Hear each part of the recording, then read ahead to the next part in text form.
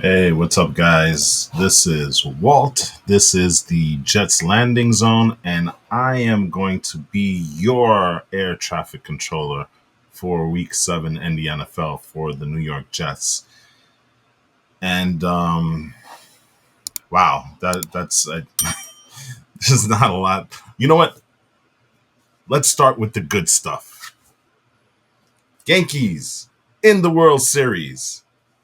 In the WNBA, the New York Liberty has won their first championship. Hope springs eternal for the Knicks, and the Rangers are off to a hot start. So, you know what that means? One of these things is not like the others. Um, I I don't even know where to begin with this team, man, because the Jets are this enigma right now that you can't explain. You know, you try and figure this team out, and you really can't. So you know what? The Jets played on Sunday night. The game literally finished like 5 minutes ago, and they lose to the Pittsburgh Steelers in Pittsburgh, 37-15, in one of the most excruciating and embarrassing losses that I can remember in a long time. And there is a lot to unpack here. The Jets were, and you know what? The thing about it is that the Jets, they actually started like the first drive on defense was pretty bad, and I guess it was kind of a harbinger of things to come. But you know what? The Jets came out and scored the first drive. They didn't do anything, but then they scored. They were leading this game 15-6 going into the second half, and then you had a turnover. The Jets were actually driving and looking to put another score on, and they had a turnover which kind of gave the Steelers life at the end of that second quarter, and they ended up cashing in. And so instead of going up 18-6 or maybe 22-6 and stuff like that, the Jets go into halftime with a 15-13 score. They were ahead, and then the wheels literally just fell off this team. And we say it all the time. We say it every single year. This is a good Jets team. This is a top 5 roster team. This defense is, a Super Bowl contending team. And then we get this. And let's before I get into everything, let's take a look at it each unit one by one. The offense.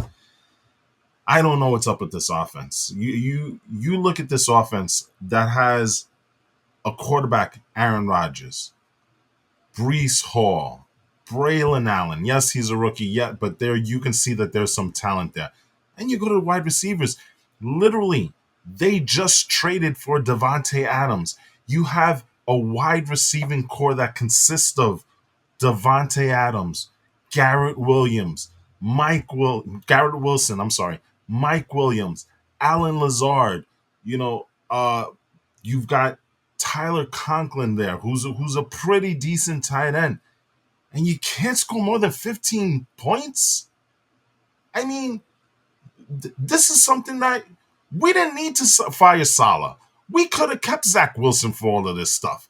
We have Aaron freaking Rodgers, and we can't score more than 15 points. The last couple of weeks, I've seen posts on both X and Instagram where they go and they say, well, you know what?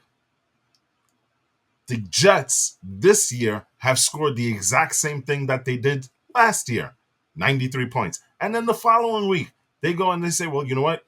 It's week 6 in the NFL. The Jets have scored 111 points. Guess what? They scored that exact same thing last year. Last year, we had Zach Wilson. We had Tim Boyle. We had, who was it? Trevor Simeon. I mean, we were literally rolling out quarterbacks that we got straight off the street.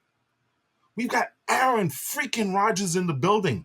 You can't score more than 15 points. Now, granted, this is a Pittsburgh team that's very, very good. They have an excellent pass rush. They're very good in run defense and stuff like that. Their secondary, you can kind of get away with it. And I said it in the preview, a game preview just a couple of days ago. The Jets could take advantage of that team if they had short, quick passes. I don't know what happened. You can't run the ball, and Brees Hall was cooking at the very beginning. What happened after that? Garrett Wilson, bad interception. I mean, that what happened. That really was the turning point of the game. That Garrett Wilson, I don't know what the hell you want to call it. It bounced off his chest. It almost looked like Garrett Wilson, as he was running that route, turned around, saw that the ball was coming, and expected the corner to knock it down or intercept it. Because once it got past them, he was like, "Oh shit!" It hits him right on the chest and the hands, bounces off, and of course, this being the Jets, right into the hands of the defender. I think the guy's name is Beanie or something. Look, we've got a guy named freaking Beanie that's picking off Aaron Rodgers and taking it all the way down to the 1 yard line. Devontae Adams had to run him down. Nobody else could catch up to him. It is just so frustrating watching this team every single week and seeing them doing the exact same things, the exact same issues, the exact same problems, and with no fixes whatsoever. None. The defense, they started out badly. They actually kind of found their footing, and then after that, you get into the second half, which they've been good at. That's the thing that drives us nuts. I went into halftime saying, okay, yeah, all right, it's 15-13. Fine, no problem. Because you know what? The Jets of this year, despite all their issues, they've always found a way to shut the team out in the second half. And guess what? They didn't do it this time. And you know what? Missed tackles, bad assignments, and a lot of this kind of falls on Joe Douglas because you know what? He let go of Bryce Huff, which honestly, Bryce Huff, I'm not mad at because you know what? He's not doing a damn thing over in Pennsylvania in I'm sorry, Philadelphia. He's not doing anything. So you're not missing anything there. But you know what? You let go of JFM. You let go of Quentin Jefferson. You let go of Al Woods. Those were the meat and potatoes of that defensive line. And I got to say this. I really do have to say this. This Jets team is desperately missing Jermaine Johnson. Desperately. He was a guy that, you know what? A very good pass rusher, a good all-around defensive player. And mind you, that may not have made much of a difference here, but that goes a long way to helping out this team because you know what? You're pairing him instead of Michael Clemens. Michael Clemens is an absolute disaster right now. You know what I'm saying? So, Jermaine Johnson, this is a team that's desperately missing Jermaine Johnson. And quite honestly, they have nobody on that defensive line to help out Quinnen Williams. Nobody. And Quinnen Williams had a decent game today. But you know what? What does it matter? Because they were just getting run over at will. Whenever the Steelers wanted to run that ball, go ahead, do it. Doesn't matter. We're not going to stop you. And if we do try, our tackling is horrendous. That is not going to make a difference. How does the team not tackle?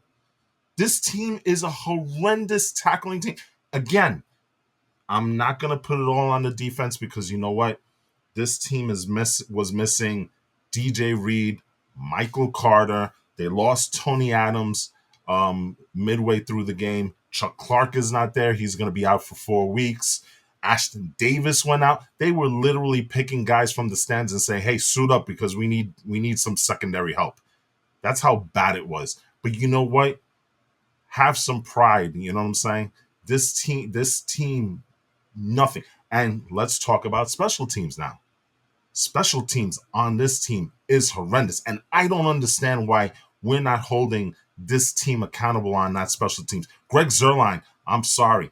I am a staunch supporter of Greg Zuerlein. I love Greg Zuerlein last year. I understand kickers have their ups and downs and stuff like that. But clearly, Greg does not have it this year. And yes, they brought in some kickers to try and spark some stuff. behind him and light a fire under his ass, and maybe he's going to start kicking better. But you know what? He had a block extra point today. He had a block field goal, which was a killer because at the time the Jets were kind of trying to come back. And if he had hit that field goal, we would have been down by 8. Instead, we stayed down by 11, and then they just go down and just I'm telling you, this team drives me nuts. I I don't even know what to say anymore. I was literally at the end of this is how bad this game was. At the end of the third quarter, I literally thought that was the end of the game. I don't know if it's because this thing was extended with all the, but I was like, okay, it's the third quarter, they're running the clock down. I'm like, why aren't they calling a timeout? And my wife, who was sitting next to me, was like, why are they calling a timeout? It's the end of the third quarter. I said, oh shit, you're telling me we still got another quarter of this?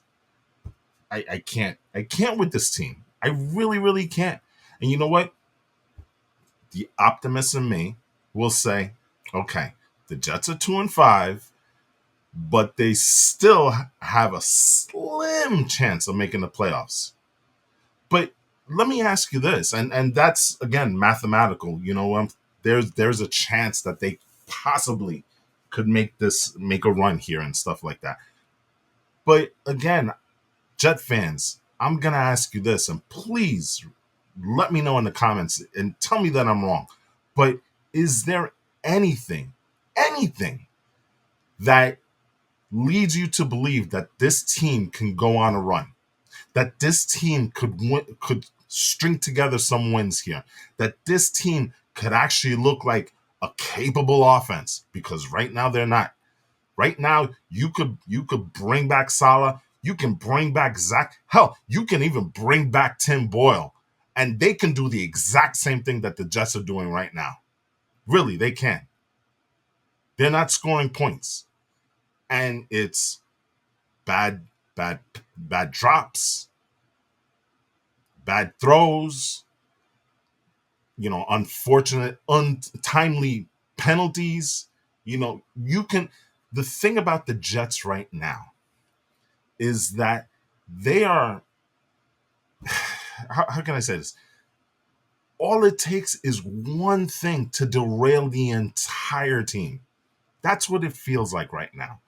Like this team feels like the weight of the world is on their shoulders, which understandable. I get it. But it's like it's literally a house of cards. All you do is just grab a card, pull it out, and the whole thing comes crashing down. And that's what it seems like. We're going play to play, drive to drive, quarter to quarter, game to game. That's how this feels with this Jets team. That it only takes one thing, and this team loses focus. This team loses its ability to kind of compose itself, and just everything goes off the rails. And you know what? I was watching Jets post game. Those guys are great on SNY. But Bart Scott said something that probably rings really, really true and stuff like that. This team might be missing Robert Saleh. Robert Saleh, for all his flaws and for all the things that you want to say, Robert Saleh, after every play, especially defensively, he would go over to those guys and rile them up. He would go over to them and say, you know what, we're still in this. He would go over there and kind of keep that enthusiasm with that side of the ball. We're not seeing that anymore. And I don't know if this is a Jeff Ulbrich thing and that's not his style or whatever, but there is some bad body language on this team. And you know what? It starts with number 8. Because number 8, I am sick and tired of seeing number 8 going around after somebody drops a ball or he throws a pass. He was inaccurate as fuck today. He was horrible throwing that ball today. And you know what? Maybe the stats say something different. I think he was 27 of 39 for 271 yards. But the thing about it is I am sick and tired of every time something happens that it feels like it doesn't feel like it's his fault. That he's always kind of trying to put it on the wide receiver. Oh, you were supposed to be there. Oh, you were supposed to be there. Oh, you were supposed to. Are you going to take? We talk about accountability with the Jets. Is number 8 going to take accountability? Yes. He goes and he says, well, you know what? Some of it is my fault. No, you know what? Enough of this. We're talking about week 7. Get your shit together already. It shouldn't take this long for you to figure it out with the talent that this team has. With the talent, you look at this team, just the wide receiving. If you told somebody that there was a team that had Aaron Rodgers and Breece Hall and Devontae Adams and Garrett Wilson and Alan Lazard and Mike Williams, and they could not score more than 15 points against a Steelers team that looked like they were world beaters today, the Steelers scored 37 points with a guy that literally hasn't played since last Christmas. Seriously? I mean, it's just watching the Jets is just an excruciating experience. And I've been doing it for now over 30, almost 40 years now. I started watching the Jets back in 86. And you know what? It never changes with this team. Never. There are some times that we've had some high points, but you know what? There's always something. This team feels like it's really cursed. And you know what? Woody? Fire Woody. I'm sick and tired of Woody. I'm sick and tired of you know what? We're at the point right now. And again, I know in my sane, logical mind, we're still kind of there. We're still a team that can conceivably sneak into the wild card. You know what I'm saying? But deep down inside, they're the Jets. There's something that's always going to happen with this team where it's like, you know, the Jets are going to jet. That's what they're going to do. And I'm tired of it. I'm tired of watching this team constantly fumble all over itself. You know what I'm saying? They're their own worst enemy. And we've had plenty of instances. I mean, it's almost comical, but actually one of our gaffes actually worked in our favor, because that second touchdown to Conklin, it was right during the time where Obik was trying to throw the challenge flag, and he dropped it. And by the time he picked it up to actually throw it, the play was already ongoing. Lucky for us, we got a touchdown out of it.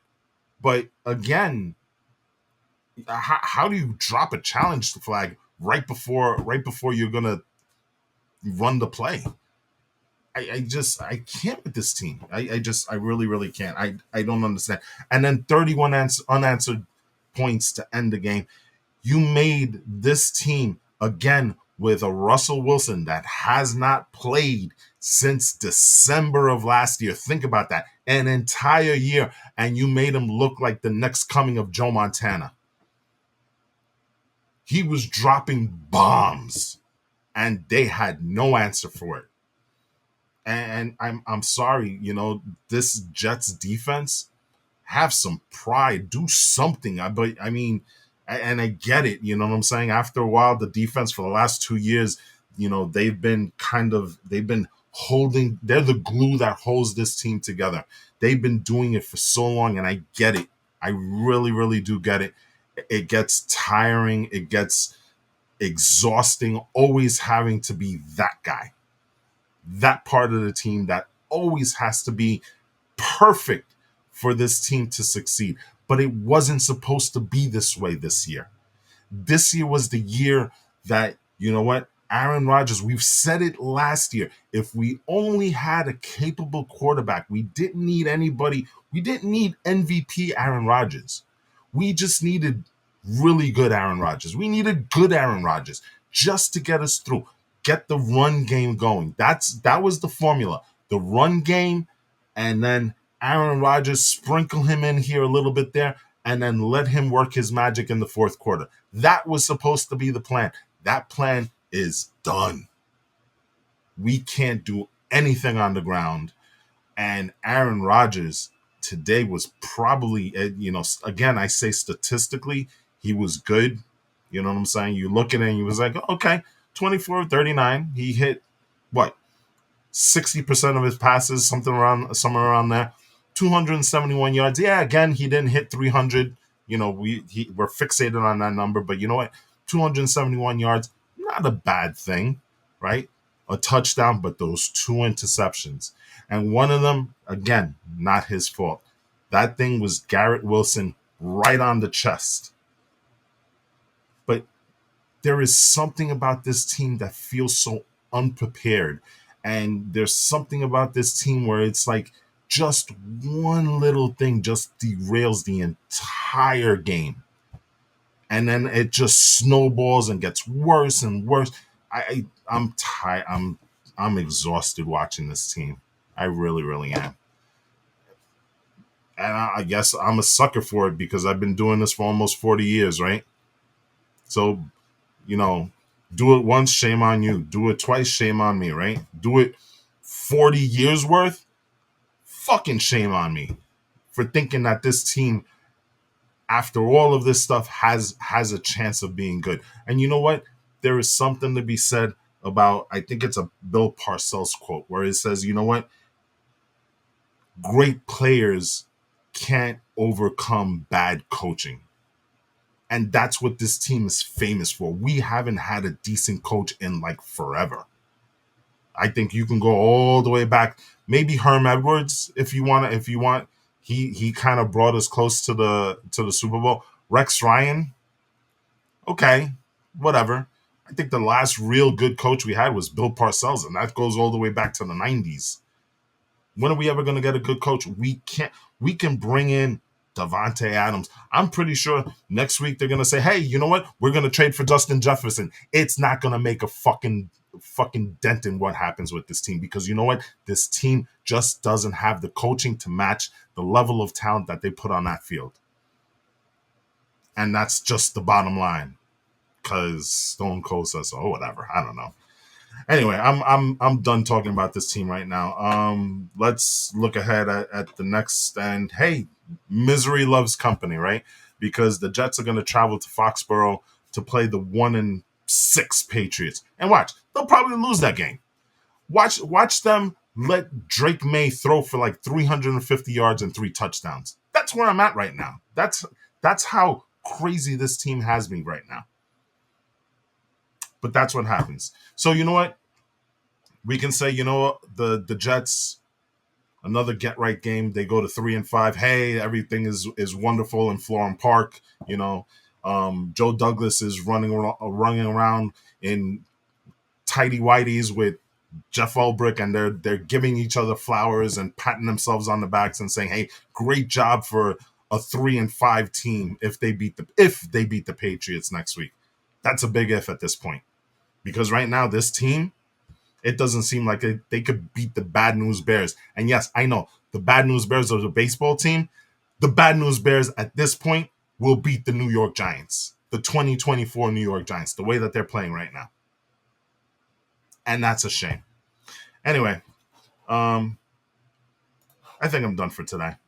So thanks for watching. Listen, if you like what you see, if you enjoy me going on stupid rants, smash that subscribe button. Make sure that you'll be here next week, because I'll be here and I'm probably going to say the same things over and over again.